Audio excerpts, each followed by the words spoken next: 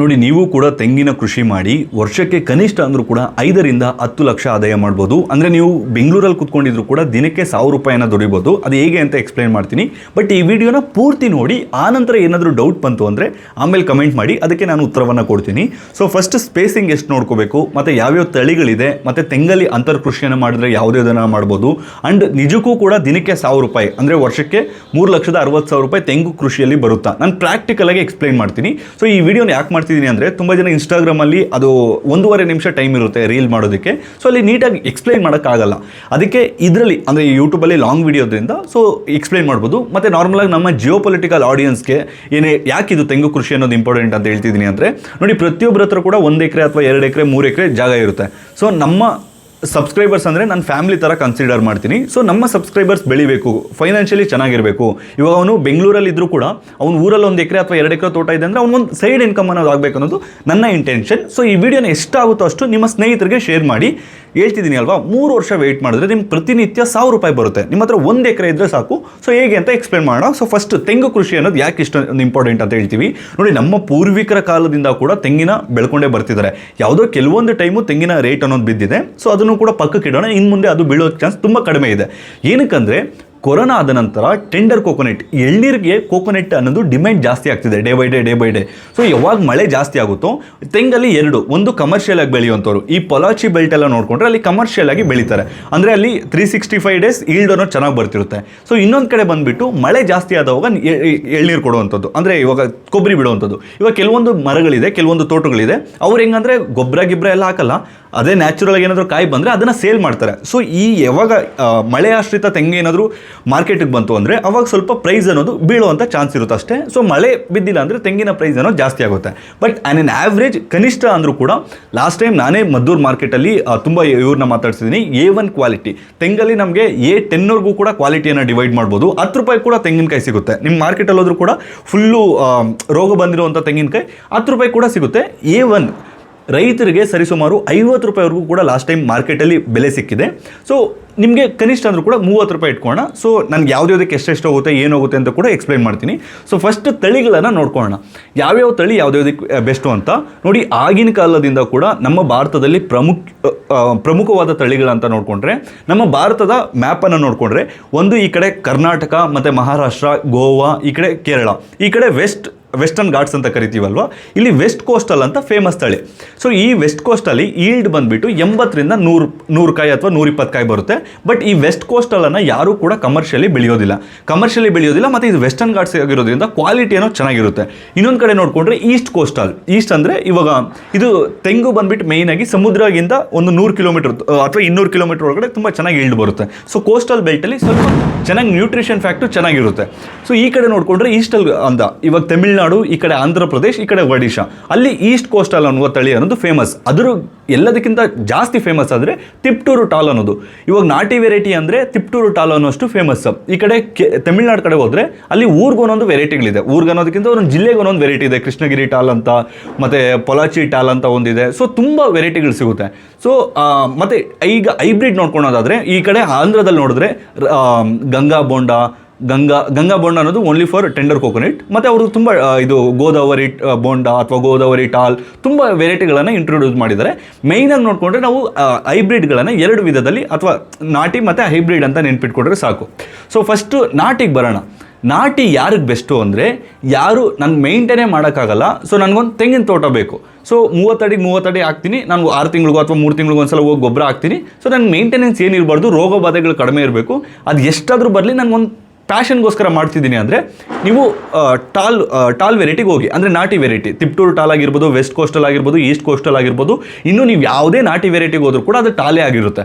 So ಈ ಟಾಲಲ್ಲಿ ನಿಮಗೆ ಇಳುವರಿ ಅನ್ನೋದು 100ರಿಂದ 120 ಅಥವಾ 80ರಿಂದ 150, ಮ್ಯಾಕ್ಸಿಮಮ್ ಅಂದರೆ 150 ತೊಗೋಬೋದು.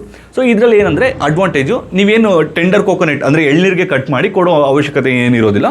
ನಾರ್ಮಲಾಗಿ ಅವರೇ ಬಂದು ನೀವು ಮರನ ಲೀಸು ಕೊಟ್ಬಿಟ್ರು ಕೂಡ 3000 ರೂಪಾಯಿ ಹಂಗೆ ಕೊಡ್ತಾರೆ. ಸೊ ನೀವು ಮರದಿಂದ ಕೆಳಗಡೆ ಬೀಳುತ್ತಲ್ವ, ಅದನ್ನೆಲ್ಲ ತೊಗೊಂಡೋಗಿ ಒಂದು ಕೋಕೋನಟ್ ಸ್ಟೋರೇಜ್ ರೂಮ್ ಅಂತ ಮಾಡ್ತಾರೆ. ಈ ಕಡೆ ಮಂಡ್ಯ, ಮೈಸೂರು, ತಿಪ್ಟೂರು ಕಡೆ ಇರೋರಿಗೆಲ್ಲ ಗೊತ್ತಿರುತ್ತೆ. ಸೊ ಅಲ್ಲೋಗಿ ತೊಗೊಂಡಾಗ ಹಾಕ್ಕೊಳ್ತಾ ಇದ್ರೆ ಸಾಕು. 6 ತಿಂಗಳಿಗೆ ವರ್ಷಕ್ಕೊಂದ್ಸಲ ಗೊಬ್ಬರ ಹಾಕಿ ಅದರ ಸೆಂಟ್ರಲ್ಲಿ ಏನೇನು ಬೆಳೆ ಬೆಳಿಬೋದು ಅಂತ ನಾನು ಆಮೇಲೆ ಹೇಳ್ತೀನಿ. ಅದಾದ ನಂತರ ಇವಾಗ ಯಾರು ಬಿಸ್ನೆಸ್ ಓರಿಯೆಂಟೆಡ್ ಅಂದರೆ, ನಾನು ಹೇಳಿದ್ನಲ್ವ ದಿನಕ್ಕೆ ಕನಿಷ್ಠ ಅಂದರೂ ಕೂಡ 1000 ರೂಪಾಯಿ ಅಂತ. ಸೊ ಅವ್ರಿಗೆ ಒಂದು ಕ್ಯಾಲ್ಕುಲೇಷನನ್ನು ಕೊಡ್ತೀನಿ. ಹೈಬ್ರಿಡ್ ವೆರೈಟಿಗಳನ್ನು ಬರೋದಾದರೆ ತುಂಬ ಫೇಮಸ್ ಹೈಬ್ರಿಡ್ ವೆರೈಟೀಸ್ ಅಂದರೆ ಡ್ವಾರ್ಫ್ ವೆರೈಟೀಸ್, ಅಂದರೆ ಇವು ಗಿಡ್ಡ ತಳಿಗಳು. ಸೊ ಗಿಡ್ಡ ತಳಿಗಳಲ್ಲಿ ನಮ್ಮ ಇಂಡಿಯಾದಲ್ಲಿ ಫೇಮಸ್ ಆಗಿರೋದಂದರೆ Malaysian green, Malaysian yellow, Malaysian orange. So ನೀವು ಈ ಆರೆಂಜ್ ಅನ್ನೋದು ಸ್ವಲ್ಪ ಕೆಂಪು ಕಲರ್ ಇರುತ್ತೆ, ಯೆಲ್ಲೋ ಸೇಮ್ ಹಳದಿ, ಮತ್ತು ಗ್ರೀನು ಇವು ಸ್ವಲ್ಪ ಪಾಪ್ಯುಲರ್. ಮತ್ತು ಅದು ಬಿಟ್ಟು ಡಿ ಜೆ ಕೊಕೊನೆಟ್ ಅವ್ರದ್ದು ರಿಸರ್ಚ್ ಕಂಪನಿ ಇದೆ, ಅವ್ರದ್ದು ಆಲ್ಮೋಸ್ಟ್ 50 ಇಯರ್ಸಿಂದ ವರ್ಕ್ ಮಾಡ್ತಿದ್ದಾರೆ. ಇದೇ ಡಿ ಜೆ ಕೊಕೊನೆಟ್ಗಿಂತ ಚೆನ್ನಾಗಿಲ್ಲದೆ ಇರೋದು ಇದೆಯಾ ಅಂದರೆ ಕೃಷ್ಣಗಿರಿ ಮತ್ತು ಈ ಪೊಲಾಚಿ ಬೆಲ್ಟು ಅಥವಾ ಕೊಯಮತ್ತೂರು ಬೆಲ್ಟಲ್ಲಿ ಕೆಲವೊಂದು ನರ್ಸರಿಗಳು ಕೊಡ್ತಿದ್ದಾರೆ, ಬಟ್ ಅವ್ರನ್ನ ನಾವು ಅಶ್ಯೂರೆನ್ಸ್ ಮಾಡೋಕ್ಕಾಗಲ್ಲ. ಬಟ್ ಡಿ ಜೆ ಅವ್ರದ್ದಾದರೆ ಕಂಪನಿ, ಸೊ ಅವ್ರು ಹೇಳ್ದಂಗೆ ನೀವು ಮೇಂಟೈನ್ ಮಾಡಿದ್ರೆ ಈಲ್ಡ್ ಅನ್ನೋ ಚೆನ್ನಾಗಿ ಬರುತ್ತೆ. ಸೊ ಇಷ್ಟು ಕೂಡ ಹೈಬ್ರಿಡ್ ವೆರೈಟೀಸ್. ಈ ಹೈಬ್ರಿಡ್ ವೆರೈಟೀಸ್ನ ನೀವು 25ಕ್ಕೆ 25 ಹಾಕ್ಕೋಬೋದು, ಅಥವಾ 27 ಅಥವಾ 30ಕ್ಕೆ 30 ಹಾಕ್ಕೊಂಡ್ರೆ ಇನ್ನೂ ಕೂಡ ಸೇಫ್. ಸೊ ಕನಿಷ್ಠ ಒಂದು 27ಕ್ಕೆ 27 ಹಾಕ್ಕೊಳ್ಳೋದಕ್ಕೆ ಟ್ರೈ ಮಾಡಿ, ಅಥವಾ 30ಕ್ಕೆ 30 ಹಾಕ್ಕೊಂಡ್ರೆ ಎಷ್ಟು ಲಾಂಗ್ ಬಿಡ್ತೀರೋ ಅಷ್ಟು ಚೆನ್ನಾಗಿ ಈಲ್ಡ್ ಅನ್ನೋದು ಬರುತ್ತೆ. ಸೊ 25ಕ್ಕೆ 25 ನಾನು ಎಕ್ಸಾಂಪಲ್ ಕೊಡ್ತೀನಿ, ಡಿ ಜೆ ಅವ್ರದ್ದು ಎಕ್ಸಾಂಪಲ್ ತೊಗೊಂಡು.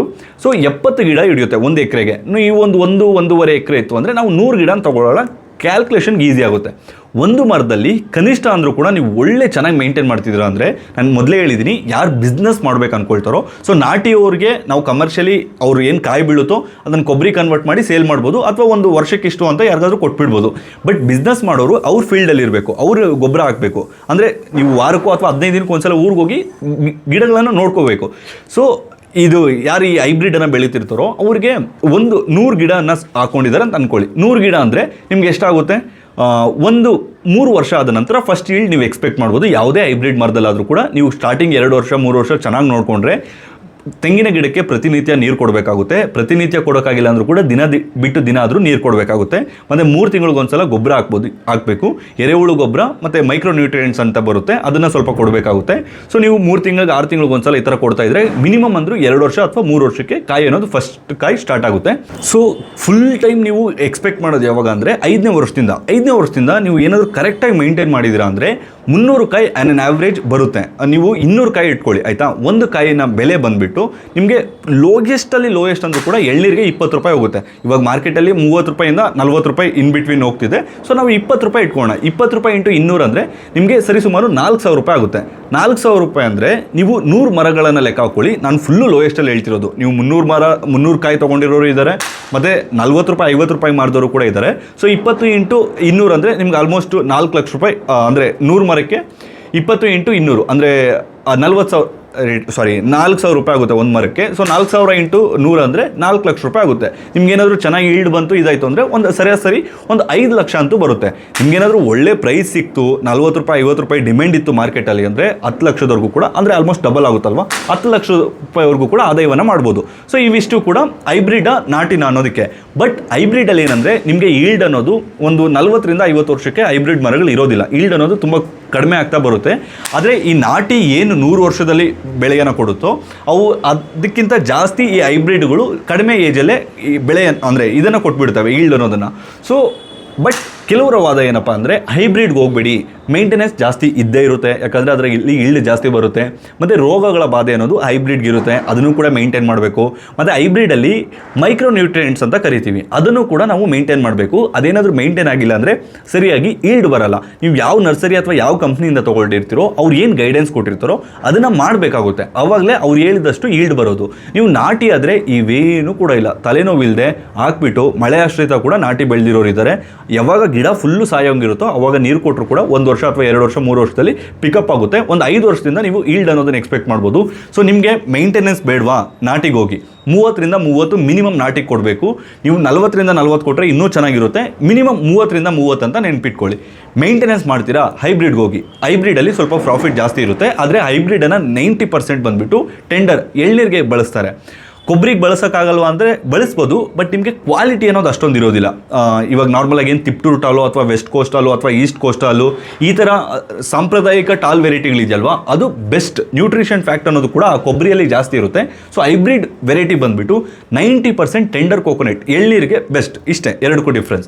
ಸೊ ಇವಾಗ ಕ್ಲಿಯರ್ ಆಯಿತು ಅಂದ್ಕೊಳ್ತೀನಿ. ಒಂದು 4 ರಿಂದ 5 ಲಕ್ಷ ನೀವು ಮಿನಿಮಮ್ ಅಂದರೂ ಕೂಡ ದುಡಿಬೋದು. ನೀವು ಬೆಂಗಳೂರಲ್ಲಿ ಇದ್ಕೊಂಡ್ರು ಕೂಡ 1 ತಿಂಗಳಿಗೋ 2 ತಿಂಗಳಿಗೋ ಒಂದ್ಸಲ ಊರಿಗೆ ಹೋಗ್ತಿರಲ್ಲ, ಆಗ ಎರೆಹುಳು ಗೊಬ್ಬರ ಅಥವಾ ನೀವೇನಾದರೂ ಕೆಮಿಕಲ್ ಆಗಿ ಬೆಳಿತೀವಿ ಅಂದರೆ ಯೂರಿಯಾ DAP ಹಾಕ್ಬಿಟ್ಟು ಸೊ ನೀವು ಮೇಂಟೈನ್ ಮಾಡ್ಕೋಬೋದು. ತೆಂಗಲ್ಲಿ ಯಾವುದೇ ಕಾರಣಕ್ಕೂ ರೈನೋಸರ್ ಅಂತ ಒಂದು ಬರುತ್ತೆ, ಅಂದರೆ ಒಂದು ಊಜಿ ಥರ ಬರುತ್ತೆ, ಅದನ್ನು ನಾನು ಮುಂದಿನ ವೀಡಿಯೋಗಳಲ್ಲಿ ಹೇಳ್ತೀನಿ. ಸೊ ಅದನ್ನು ನೀವು ಕಂಟ್ರೋಲ್ ಮಾಡಿಕೊಂಡ್ರೆ ರೋಗ ಬಾಧೆಯನ್ನು ಸ್ವಲ್ಪ ಮೇಂಟೈನ್ ಮಾಡಿದ್ರೆ ಸಾಕು, ಆರಾಮಾಗಿ ಒಳ್ಳೆ ಆದಾಯನ ಮಾಡ್ಬೋದು. ಸೊ ಇವಾಗ ಇಂಟರ್ ಕ್ರಾಪ್ ಬರೋಣ. ಇಂಟರ್ ಕ್ರಾಪ್ ಅಂದರೆ ತೆಂಗಲ್ಲಿ ನಾವು ಒಳಗಡೆ ಏನೇನು ಬೆಳಿಬೇಕು ಅಂತ, ನೀವು ಆಲ್ರೆಡಿ ಏನಾದರೂ ಬೆಳಿಬೇಕು ಅಂದ್ಕೊಂಡ್ರೆ ಆರಾಮಾಗಿ ಬೆಳಿಬೋದು. ಸ್ವಲ್ಪ 3 ವರ್ಷದವರೆಗೂ ಕೂಡ ನೆರಳು ಅನ್ನೋದು ಅಷ್ಟೊಂದು ಕ್ರಿಯೇಟ್ ಆಗಲ್ಲ. 3 ವರ್ಷ ಆದ ನಂತರ ಸ್ವಲ್ಪ ನೆರಳು ಕ್ರಿಯೇಟ್ ಆಗುತ್ತೆ. ಅಲ್ಲಿ ಏನೇನು ಬೆಳಿಬೋದು ಅಂದರೆ ಮೇಯ್ನ್ ಬಂದುಬಿಟ್ಟು ಬಟರ್ ಫ್ರೂಟ್ ಆ್ಯಶನ್ನು ಬೆಳಿಬೋದು. ಬಟರ್ ಫ್ರೂಟು ಈಗ ಸದ್ಯಕ್ಕೆ ಮಾರ್ಕೆಟು ಹ್ಯಾಶಿಗೆ ಮಾತ್ರ ಇದೆ, ಬೇರೆದಕ್ಕೆ ಅಷ್ಟೊಂದು ಮಾರ್ಕೆಟ್ ಇಲ್ಲ. ಸೊ ನಾವು ಬಟರ್ ಫ್ರೂಟನ್ನು ಪಕ್ಕಕ್ಕೆ ಇಡೋಣ, ಅಂದರೆ ಆಪ್ಷನಲ್ ಆಗಿ ಇಟ್ಕೊಳ್ಳೋಣ. ಇನ್ನೊಂದು ಜಾಯಿಕಾಯಿ ಅಂತ ಬರುತ್ತೆ. ಈ ಜಾಯಿಕಾಯಿ ಕೂಡ ಒಳ್ಳೆ ಆದಾಯ ನಿಮ್ಗೆ, ಅದರಲ್ಲೂ ಕೂಡ ಎಕರೆಗೆ 5 ರಿಂದ 10 ಲಕ್ಷ ಆದಾಯ ಬರುವಂಥ ಚಾನ್ಸ್ ಇದೆ. ಜಾಯಿಕಾಯಿ ಫ್ಲವರನ್ನು ಕೂಡ ಯೂಸ್ ಮಾಡ್ತಾರೆ, ಸೀಡನ್ನು ಕೂಡ ಯೂಸ್ ಮಾಡ್ತಾರೆ. ತುಂಬ ನೀವು ಯೂಟ್ಯೂಬಲ್ಲಿ ಹೋಗ್ಬಿಟ್ಟು ಜಾಯಿಕಾಯಿ ಅಂತ ಹಾಕಿದ್ರೆ ಅದರ ಮಹತ್ವ ಗೊತ್ತಾಗುತ್ತೆ.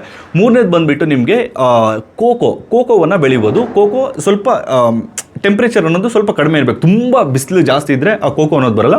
ಕೋಕೋವನ್ನು ಬೆಳಿಬೋದು. ಸೊ ಇವು 3 ಕೂಡ ಮೇಜರಾಗಿ ತೊಗೊಳ್ಳುವಂಥದ್ದು. ಅದಾದಮೇಲೆ ಇದು ಬಾಳೆಯನ್ನು ಸ್ವಲ್ಪ ಜನ ಬೆಳೀತಾರೆ, ಬಟ್ ನಿಮ್ಮ ಬಾಳೆ ಅಂದರೆ ಮತ್ತೆ ರಿಪೀಟ್ ಮಾಡ್ತಾ ಇರಬೇಕಾಗುತ್ತೆ.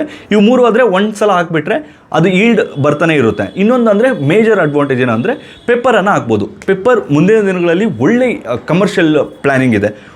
ಮಿನಿಮಮ್ 1 ಎಕರೆಯಲ್ಲಿ ನೀವು ನಿಮ್ಮದು ಫಸ್ಟ್ ಇನ್ಕಮ್ ಬಂದುಬಿಟ್ಟು ತೆಂಗಲ್ವಾ, ಸೊ ಬೇರೆದನ್ನು ಲೆಕ್ಕ ಕೊಟ್ಟರೆ ಒಂದು 2 ರಿಂದ 3 ಲಕ್ಷ ಅಥವಾ 1 ಲಕ್ಷ ಸೈಡ್ ಇನ್ಕಮ್ ಆಗಿ ಏನು ಬೇಕೋ ಅದು ನಿಮಗೆ ಈ ಸೆಕೆಂಡ್ರಿ ಬೆಳೆಯಲ್ಲಿ ಬರುತ್ತೆ.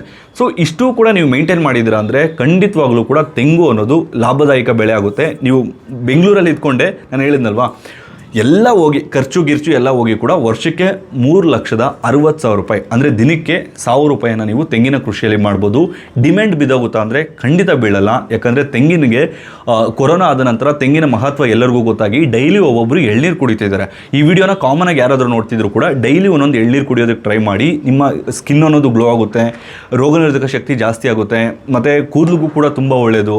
ಸೊ ಎಳ್ನೀರನ್ನ ನಾವು ರಿಸರ್ಚ್ ಮಾಡ್ತಾ ಹೋದರೆ ಅದು ನಿಲ್ಲೋದೇ ಇಲ್ಲ ಎಳ್ನೀರು ತೆಂಗಿನ ಮೇಲೆ. ಸೊ ಎಳ್ನೀರನ್ನ ಪ್ರತಿಯೊಬ್ಬರು ಕೂಡ ಬೆಳೀರಿ.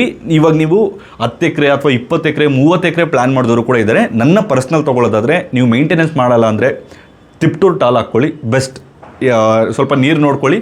ಮತ್ತು ಇದನ್ನು ಯಾವ ರೀತಿ ಸ್ಪೇಸಿಂಗ್ ಬಂದುಬಿಟ್ಟು ಹೈಬ್ರಿಡ್ ವೆರೈಟಿಗಳಿಗೆ 27 ರಿಂದ 27, ದೇಸಿ ಲೋಕಲ್ ಟಾಲ್ ವೆರೈಟಿಗೆ ಅಂದರೆ ಉದ್ದ ವೆರೈಟಿಗಳಿಗೆ, ನಾಟಿ ವೆರೈಟಿಗೆ 30 ರಿಂದ 30. ಮತ್ತು ಅಗಿಯೋದು ನಾಟಿ ಮಾಡೋ ವಿಧಾನ ಬಂದುಬಿಟ್ಟು 1 ಮೀಟ್ರ್ ಅಗಲ ಮತ್ತು 1 ಮೀಟ್ರ್ ಉದ್ದ ಮತ್ತು 1 ಮೀಟ್ರ್ ಆಳವನ್ನು ಹಾಕಿ, ಸೊ ಸ್ವಲ್ಪ ಫಸ್ಟು ಮರಳನ್ನು ಹಾಕಿ, ಮರಳು ಸ್ವಲ್ಪ ಹಾಕಿಬಿಟ್ಟು ಅದಾದ ನಂತರ ಎರೆಹುಳು ಗೊಬ್ಬರ ಅಥವಾ ತಿಪ್ಪೆ ಗೊಬ್ಬರನೆಲ್ಲ ಹಾಕಿ ಸ್ವಲ್ಪ ಒಂದು 15 ದಿನ ಅಥವಾ 1 ತಿಂಗಳು ಬಿಟ್ಟು ಅದ್ಮೇಲೆ ಬೇಕಿದ್ರೆ ನೀವು ಹಸಿರೆಲೆ ಗೊಬ್ಬರವನ್ನು ಹಾಕೋಬೋದು. ಅದಾದ ನಂತರ ಪ್ಲಾಂಟೇಷನನ್ನು ಮಾಡಿ.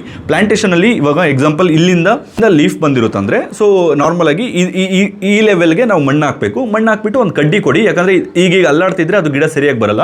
ಸ್ಟಾರ್ಟಿಂಗ್ ಒಂದು 6 ಮಂತ್ಸ್ ನಿಮ್ಗೆ ಏಳ್ಗೆನೆ ಕಾಣಲ್ಲ, ಯಾವ ಗಿಡ ಹಾಕಿದ್ರು ಕೂಡ ಅದು ಏಳ್ಗೆನೆ ಗೊತ್ತಾಗಲ್ಲ, ಇದೇನು ಗ್ರೋ ಆಗ್ತಿದೆಯಾ ಇಲ್ವಾ ಅಂತ ಅಂದ್ಕೊಳ್ತೀರಾ.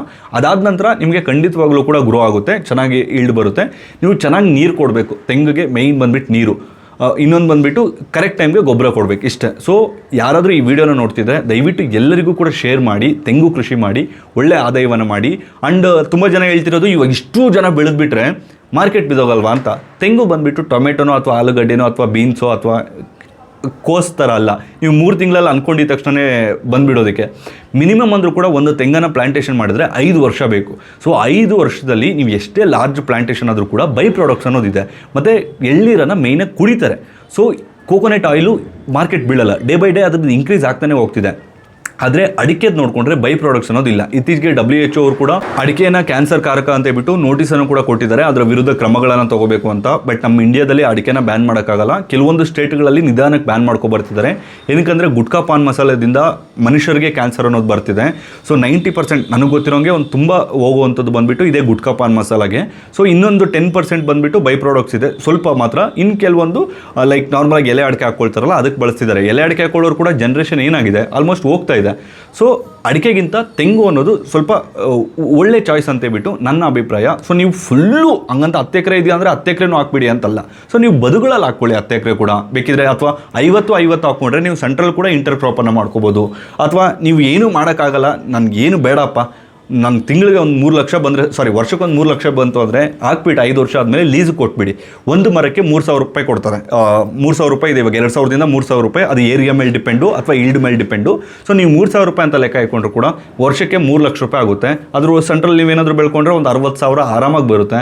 ಸೊ ನೀವು ಬೆಂಗಳೂರಲ್ಲಿ ಇದ್ಕೊಂಡ್ರು ಕೂಡ 1,000 ರೂಪಾಯಿ ದಿನಕ್ಕೆ ಮಾಡ್ಬೋದು. ಸೊ ಪ್ರತಿಯೊಬ್ಬ ರೈತರಿಗೂ ಮತ್ತು ಪ್ರತಿಯೊಬ್ಬ ಜಿಯೋಪೊಲಿಟಿಕಲ್ ಆಡಿಯನ್ಸ್ ಹತ್ರನೂ, ಅಂದರೆ ನಮ್ಮ ನಾರ್ಮಲ್ ಆಡಿಯನ್ಸ್ ಹತ್ರನೂ ಜಮೀನು ಅನ್ನೋದು ಇದ್ದೇ ಇರುತ್ತೆ. ಆದಷ್ಟು ಬೆಳೀರಿ, ತೆಂಗಾಗಿರ್ಬೋದು ಅಥವಾ ಏನೇ ಆಗಿರ್ಬೋದು ಬೆಳೀರಿ. ಆರ್ಟಿಕಲ್ಚರ್ ಕ್ರಾಪ್ಸ್ ನಾನು ಯಾಕೆ ಸಜೆಸ್ಟ್ ಮಾಡ್ತೀನಿ ಅಂದರೆ, ನಾರ್ಮಲಾಗಿ ನೀವು ಬೇರೆ ಏನೇ ಮಾಡೋಕ್ಕೆ ಹೋಗ್ತೀವಿ ಅಂದರೂ ಕೂಡ ಮೇಂಟೆನೆನ್ಸ್ ಅಂದರೆ 3 ವರ್ಷಕ್ಕೊಂದ್ಸಲ ಮಾಡ್ತಾನೆ, 3 ತಿಂಗಳಿಗೊಂದ್ಸಲ ತೆಗಿಬೇಕು, ಹಾಕಬೇಕು, 6 ತಿಂಗಳಿಗೊಂದ್ಸಲ. ಈ ಆರ್ಟಿಕಲ್ಚರ್ ಕ್ರಾಪ್ಸ್ ಹಂಗಲ್ಲ, ನೀವು ಒಂದು ಸಲ ಹಾಕ್ಬಿಟ್ಟು ಕರೆಕ್ಟಾಗಿ ನೋಡಿಕೊಂಡ್ರೆ ನಿಮ್ಗೆ ಲೈಫ್ ಟೈಮ್, ನೀವು 3 ವರ್ಷ ಅದನ್ನು ಮಗು ಥರ ನೋಡ್ಕೋಬೇಕು, ಅದಾದ ನಂತರ 100 ವರ್ಷ ಅದನ್ನು ನಿಮ್ಮನ್ನು ಮಗು ಥರ ನೋಡ್ಕೊಳುತ್ತೆ. ಸೊ ಅದಕ್ಕೆ ತೆಂಗನ್ನು ಕಲ್ಪ ವೃಕ್ಷ ಅಂತ ಕರೆಯೋದು. ಸೊ ತುಂಬ ಅಂದರೆ ತುಂಬ ಲಾಭಗಳಿದೆ ತೆಂಗಲ್ಲಿ, ಬೆಳೀರಿ, ಒಳ್ಳೆಯದಾಗುತ್ತೆ. ಸೊ ಈ ವಿಡಿಯೋನ ಎಷ್ಟಾಗುತ್ತೋ ಅಷ್ಟು ಎಲ್ಲರಿಗೂ ಕೂಡ ಶೇರ್ ಮಾಡಿ, ಮತ್ತು ಈ ವಿಡಿಯೋ ಇಷ್ಟ ಆದರೆ ಈ ವಿಡಿಯೋಗೆ ಒಂದು ಲೈಕ್ ಕೊಟ್ಟು, ಮತ್ತು ಈ ಥರ ಟಾಪಿಕ್ಸ್ ಮೇಲೆ ಅವಾಗವಾಗ ವೀಡಿಯೋಸ್ ಮಾಡಲಾ ಅಥವಾ ಓನ್ಲಿ ಜಿಯೋಪೊಲಿಟಿಕಲ್ ಮತ್ತು ಟ್ರೆಂಡಿಂಗ್ ಟಾಪಿಕ್ಸ್ ಮೇಲೆ ವೀಡಿಯೋ ಮಾಡಲಾ ಅಂತ ಹೇಳ್ಬಿಟ್ಟು ಅದನ್ನು ಕೂಡ ಕಮೆಂಟ್ ಬಾಕ್ಸ್ನಲ್ಲಿ ಕಮೆಂಟ್ ಮಾಡಿ. ಇಲ್ಲಿವರೆಗೂ ಈ ವಿಡಿಯೋ ನೋಡಿದ್ದೀರಾ ಅಂದರೆ ಏನೋ ಇನ್ಫಾರ್ಮೇಷನ್ ಸಿಕ್ಕಿರ್ಬೋದು, ಅಥವಾ ಏನು ಡೌಟ್ ಇದ್ದರೂ ಕೂಡ ಕಮೆಂಟ್ ಮಾಡಿ, ನಾನು ಅದಕ್ಕೆ ಉತ್ತರವನ್ನು ಕೊಡ್ತೀನಿ.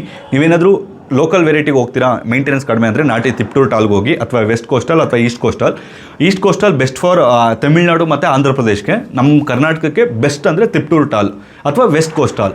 ಹೈಬ್ರಿಡ್ಗೆ ಹೋಗ್ತೀರಾ ಅಂದರೆ DJ ಕೊಕೊನೆಟ್ಗೆ ಹೋಗಿ, ಅವ್ರದ್ದು ಪ್ರೈಸ್ ಜಾಸ್ತಿ ಇದ್ರೂ ಕೂಡ ಅಶ್ಯೂರೆನ್ಸ್ ಇರುತ್ತೆ, ಅವ್ರು ಹೇಳ್ದಂಗೆ ಮೇಂಟೈನ್ ಮಾಡಿದ್ರೆ ಒಳ್ಳೆ ಈಲ್ಡ್ ಅನ್ನೋದು ಬರುತ್ತೆ. ಸೊ ಈ ವಿಡಿಯೋನ ಎಲ್ಲರಿಗೂ ಶೇರ್ ಮಾಡಿ. ಧನ್ಯವಾದಗಳು.